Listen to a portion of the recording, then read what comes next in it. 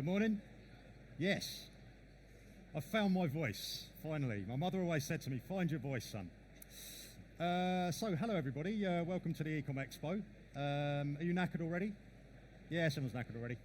8,000 steps done already just to get here. Ridiculous, this thing, isn't it? Why isn't there like a conveyor belt just to move you around and drop you off where you should be? I digress. Let's talk about customers. So we're going to talk about how much it should cost to acquire a customer. When I say should, it's more like does. Okay, we can't tell you what you want to pay. It's up to you what you want to pay to acquire a customer. But we do all sorts of little insight studies at IMRG so that we can quantify this stuff for you and give you benchmark information so you can measure, are you paying too much, are you paying too little? So I'm IMRG. I'm not, obviously, my name's Andy, but I'm from IMRG. And what we are is a trade body for online retail in the UK. So we have hundreds of retailers that give us their sales figures and a load of other metrics as well, as you'll see, so that we can benchmark your performance in these areas. I'll talk about that a little bit more as we're going through. You've made a good choice coming here. This is the IMRG Optimization Theatre. And these are the presentations that we have today. So first one's about customer acquisition. The second one is about product page. That's at 11:45. Black Friday is coming up, isn't it? That's at 1 o'clock. 2 o'clock is tips on improving your conversion rate. And then the final one is strategizing growth this year. So there's lots to get your teeth into. We've got lots of things. Keep it locked, you know. So yes, that's me on the right-hand side there. And what we do is we track all sorts of stuff, and I'm going to take you through some of that stuff a little bit later. I've been at IMRG for 13 years. I know I don't look it. I know I look really, really young, right? It's the hair that does it. But I've been there a long time. And I'm going to show you some of that stuff. As I say, we just report things. We track things and report them. But Katie is from Voyado, and she can be a little bit more forthright in giving you some advice. So she's going to do that a little bit later. Katie, introduce her. Hopefully. Hi guys, my name's Katie. So Voyado, for those who haven't heard of us, we're a customer experience platform specialising across marketing automation and search and discovery. But yeah, pleasure to be here with you today, Andy. Thanks for the introduction. Excellent. So Katie will be showing you some stuff in a few minutes. But first of all, before we get on to acquisition, I'm just going to show you a couple of things about the market. Right, so we track online sales. When I say online sales, we get them from online-only retailers, but also multi-channel retailers, so high street retailers, but we just track their online sales. Okay, so there's no high street sales in it. This is what the market looks like over the last 30 months. Okay, so if you were to go back before that, there was the pandemic and there was a huge boom, blah-de-blah-de-blah. And then we had this period here where things were measuring against a very big growth rate, so it's tough to get it. And then this bit has been the disappointing bit, really. So we've been in negative growth for 29 months in a row. But in August, we just got 1% up. So, congratulations, everybody. Well done. So that's kind of where the market is. Very difficult, basically. This is showing what's going on with some of the other metrics, right? So we're talking about acquisition here. This is how much they're spending when they get to the till, which in a way is kind of a good news story. You're looking at across January through to December. 2021 is blue, 2022 orange, grey is 2023. So what is the spend at the checkout that they make? So the thing to take from it is that it used to be here and now it's up there, right? So things have got more expensive. That's what that's telling you. When things get more expensive, this is what happens to conversion. So the conversion rate was nice and high, and then it's kind of collapsed really to that as things have got more expensive, cost of living, etc., etc. So over the last 2 years, we've seen a very big collapse in conversion, and that's kind of the problem with the overall market. Being specific about where the problem is, it's at that point when customers are coming to your site, you're trying to acquire them, they're falling out here, right? So this is showing you 4 stages at which a visitor to your website has to make a decision. They have to press something. So viewing a product page, so of all the visitors that come to your site, what percentage actually view a product page? It's incredibly low, by the way. It's only about 50%, 60%. That line is very flat, right? It doesn't really change that much. Ditto the ones that proceed to the checkout once they've added something to their basket. The pink one is completing at the checkout. That one has fluctuated a little bit. This is a 3-year period you're looking at, by the way. But this yellow one is really the problem one. I know it doesn't really look like it, but it's gone down from about sort of 18% to more like 12%, right? It's a massive, massive decrease. Once people have got to a product page, actually adding something to their basket, it's really fallen over. So obviously if you're paying to get traffic, yes sir?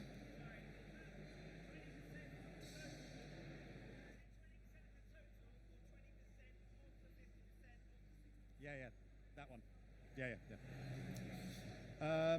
So that's where your problem is, right? So you might be paying through these channels to get people to your site, but then they're not converting, and that's obviously a problem, right? So that's the market. Now I'm just going to take you through a few things here. So we're going to look at types of customer that we looked at for part of this study, and then show you a bit about order distribution. So there's 3 types of customer that we did in this. There's also a 4th, but I'm going to show you that in a minute. And they are a new customer, and a new customer is defined as they bought from you in 2022. When we got this data, it was for full year 2022 and preceding years as well. So they bought in 2022, they didn't buy in 2021, and didn't buy earlier than that, right? They're new.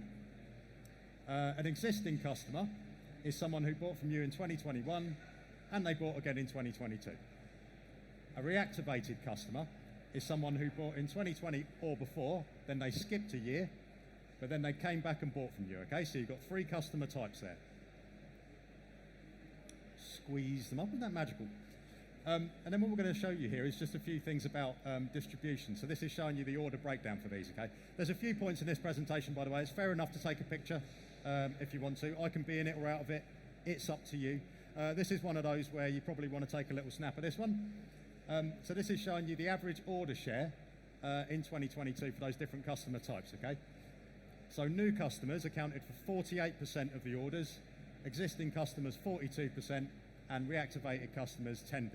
Okay, so new customers are the lion's share of it, but obviously that comes with a cost, which we're coming to. Now this is showing you how it changes over a few years. Okay, so with this study we got about 35 retailers to give us these figures, and then we line them all up, right? So if you imagine each one of those numbers, this was a sample of 25 of them, and this is the rate of new customer acquisition that they had in 2021, right? So it ranges from, some are down about 10-20%, some are up at sort of 80% or 70-80%, right? So there's a big difference between them. And that's 2021. The blue bar is 2022. So has it changed very much between those? Like, are you getting a higher rate of customer acquisition or a lower rate? For the most part, it's actually quite still, right? So there isn't a massive amount of difference between a lot of these. But some of them, they're just a couple of anomalies, like this one. It got a much bigger rate, and then there's a couple over here that got a much lower rate of new customer acquisition. So it might be a change of strategy, it might be a change of technology they're using, or something like that. There's a bit more that we can show you here, though, because we can show you the categories in which they belong. So your photo moment's coming up in a second.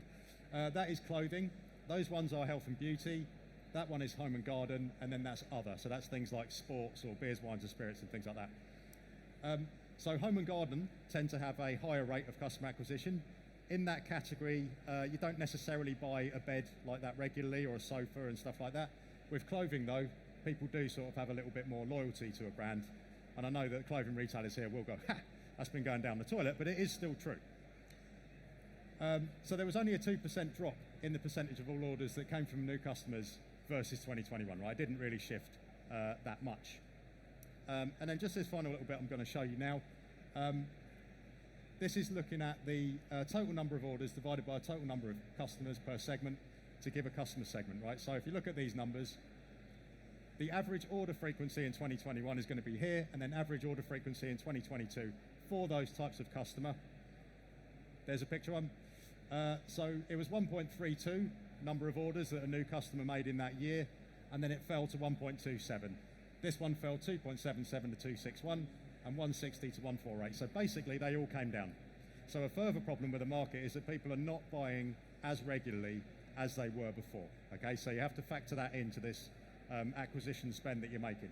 So I'm going to show you those acquisition costs when I come back in a second, but now Katie is going to take you through a bit of the insight that they have gathered. Oh, I need this. Okay, of course. Thanks, Andy. I think just to begin, as a show of hands, how many marketeers do we have here at the moment? E-commerce side, anyone in the e-commerce space? And then the other category, any SIs, technology partners? Cool. That's just for my knowledge to scout you guys all out. But yeah, I think as Andy was saying, so when it comes to improving acquisition and cost of acquisition, there are several steps. Can I just check, is it this middle button here? Down. Down, cool. There's several pillars that we work towards when we work with retailers. So the first would be targeting, and really this is hyper-targeting. So once you understand who your customer is, really understanding, okay, well, can we look at similar audiences?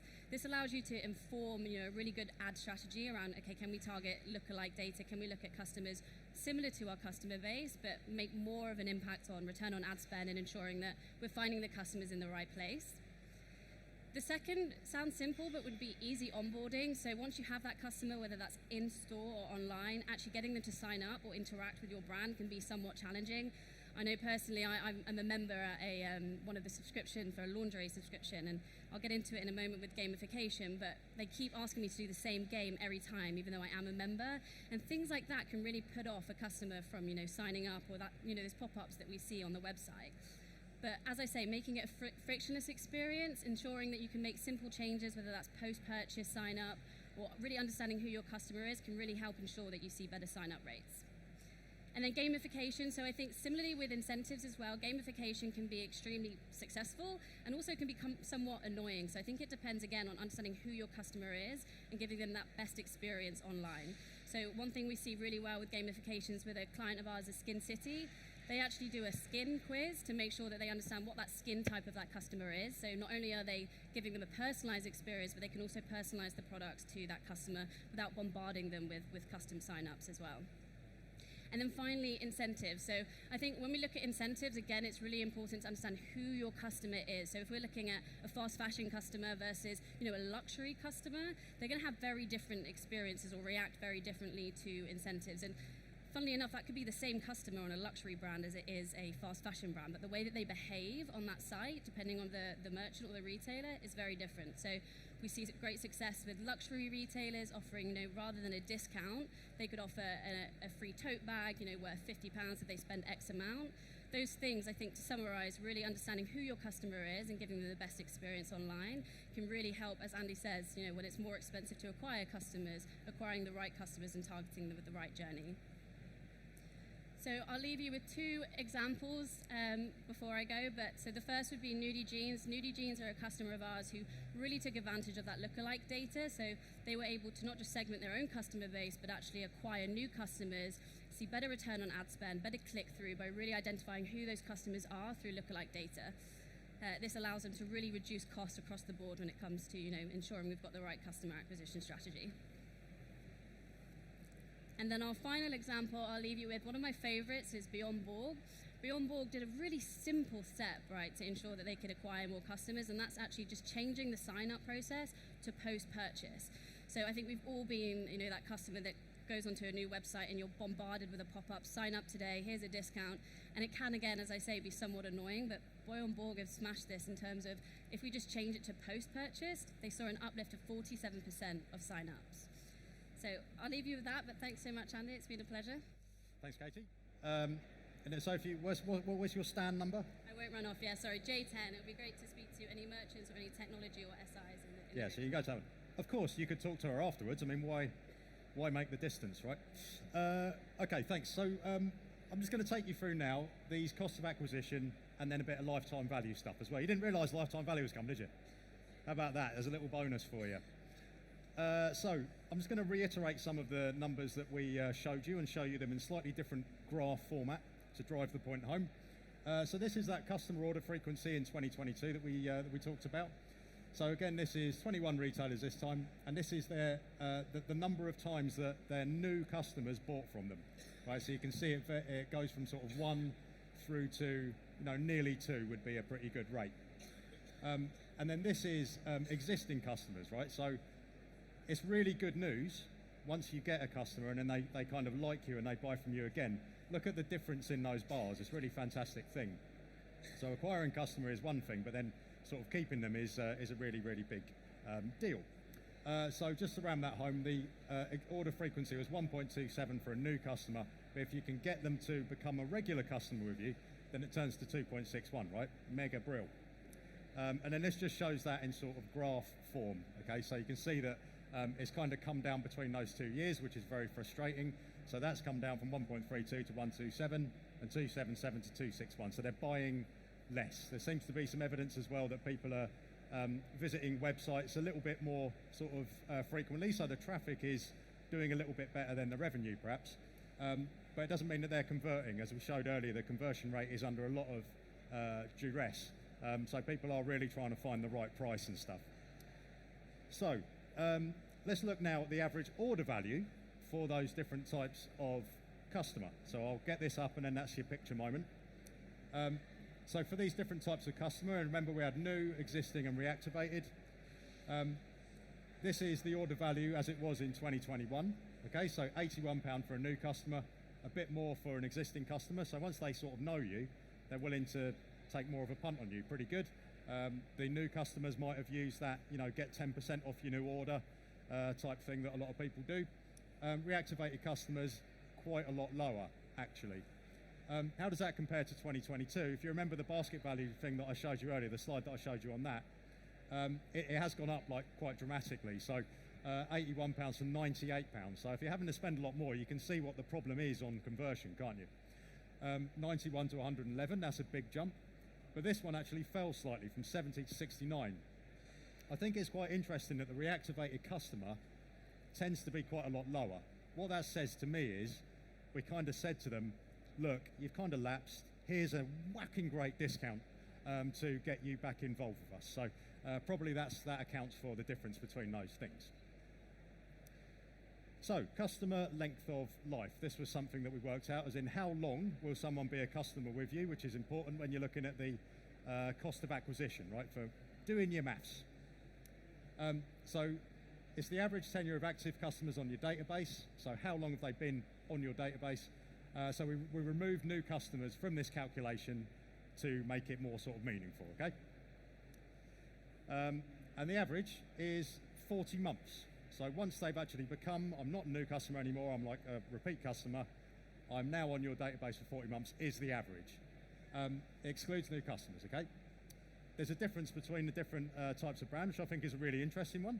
So 49 months is the clothing retailers, and health and beauty was actually quite a lot lower at 29 months. It's a repeat purchase, quite interesting that one. Now then, it's time for the costs then. This will be a picture moment. I'll just get it up first. Let me do the full slide and then take a picture. So we're going to look at 4 different types of acquisition channel here. The first one is paid search, and then it's paid social, display, and affiliates. So just to be really clear, paid search would be a paid ad on Google or other search engines are of course available. Paid social would be an ad on Facebook or Instagram or TikTok or whatever.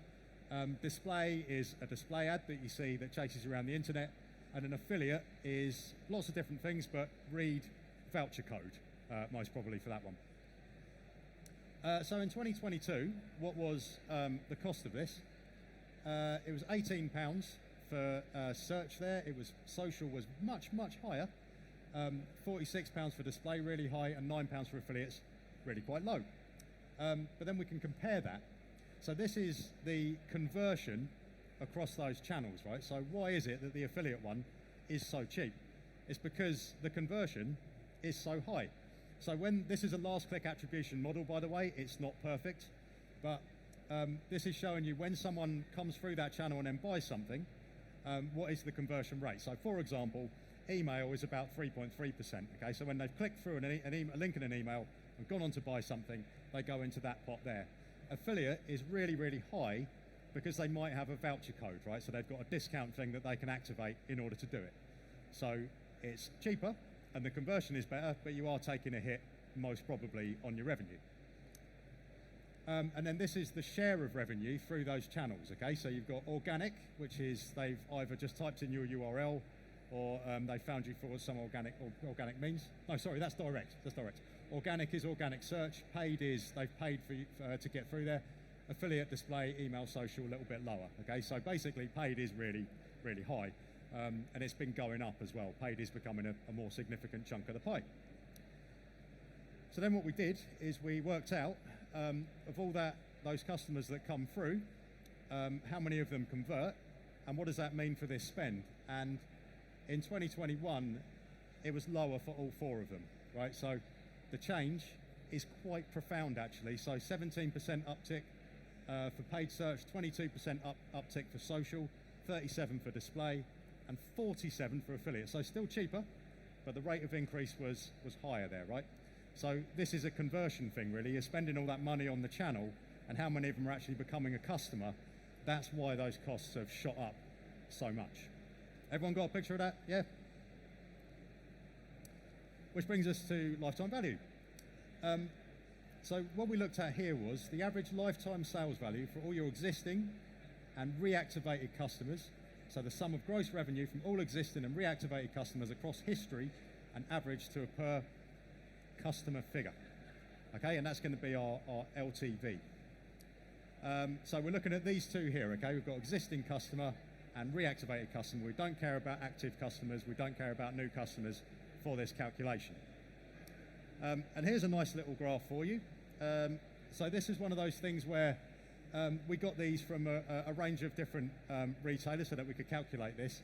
And what you're seeing here is different types of retailers. So a yellow retailer is clothing, pink is beauty, home and garden is green, sports and outdoors is red, and then multi-category is a grey one. And along the bottom, you've got the average order value, right? So the spend that someone makes on that site. And along the top, you've got the lifetime value. So across those 40 months, how much money would you make for them? Bearing in mind they're going to buy from you, 2 times or whatever the figure was. And it means that the average for those things would be your average ratio of lifetime value to average order value would be 4.9, right? So across the tenure of their existence as a customer of you, they would buy from you you would get 4.9 increase on the average order value. Make sense? Good. So that's now we understand the acquired customers and stuff. I look different. Oh, that's not me. I know. This is Jack. Where is Jack? Jack is there at the back. Jack at the back. There you go. That's going to stick. So what we do at IMRG is we're a membership organisation, right? So if you want to get these figures, you just join us. You give us your figures. We have a nice dashboard where we can manipulate all the figures. So if you wanted to see how you're doing against the market, you can also say, I just want to see me against other budget fashion retailers or other small home retailers or something like that, and it will give you a nice little line that you can take into your Monday morning meetings and say, look, we're beating the benchmark, we're really winning. Or you can just not show it if you're doing crap and then just pretend that the dashboard wasn't working. It's up to you. So we do lots of things like that. We do all sorts of studies as well that I've just shown you. We'll be looking at a few more of those today. We've got 4 more of them to do. So if you want to talk to Jack, he can give you a demo of the dashboard. No strings attached, folks. And we'll give you a month free access to the dashboard if you want to have a little play with it.